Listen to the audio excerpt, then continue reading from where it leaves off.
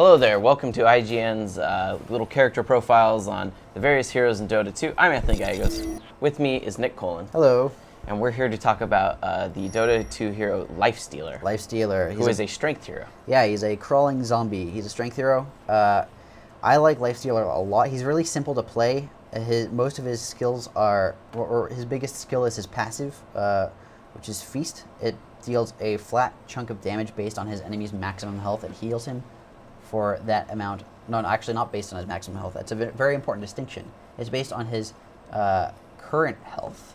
So the longer you're attacking an enemy, the less damage that passive deals. I mean, more importantly, to sum it up in an easier way, it's a life leech. It is. That's what he's constantly regaining health. That's a lot of his powers revolve around the fact that he is getting health and he's harder to kill. Yeah, it's a life leech, but it gets progressively weaker the lower on health his enemy gets. So he's a really strong initiator for that reason, because he can just wail on someone, keep himself alive, and as the fight goes on longer, that's going to become less reliable. He can also use open wounds to slow an enemy down and make the life leech even stronger. That's another really good initiation tool. Yeah, it seems like a lot of his abilities stack with his other abilities, so that he rolls in, and when he combines them right, he's just constantly gaining back a ton of health. That's right. Yeah. So he like you said, he's a great initiator, really hard to kill. Yeah, Rage just increases his attack speed, which again, the faster he's attacking, the more life he's leeching. He's triggering his passive faster, and then Infest. His ultimate's a little strange. It's a very situational ability. It means he can basically vanish into a nearby minion.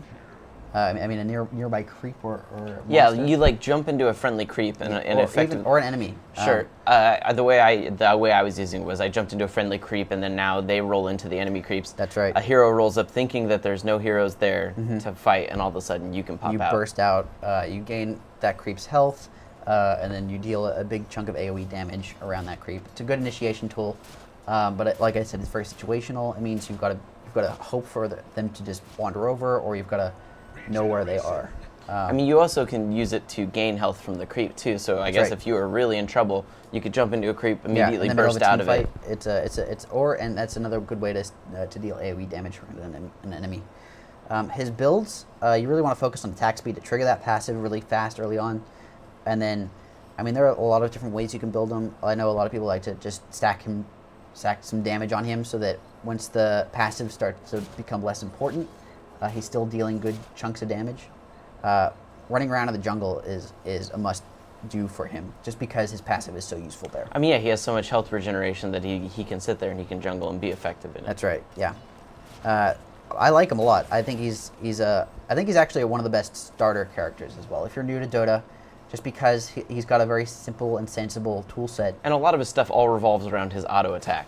You work on making the auto attack faster, you use a couple abilities to help augment it, but really, you just need to go in there and make sure you're clicking an enemy to have them get attacked. Yeah, so that's Lifestealer. For a lot more on Dota 2, head back to IGN.com.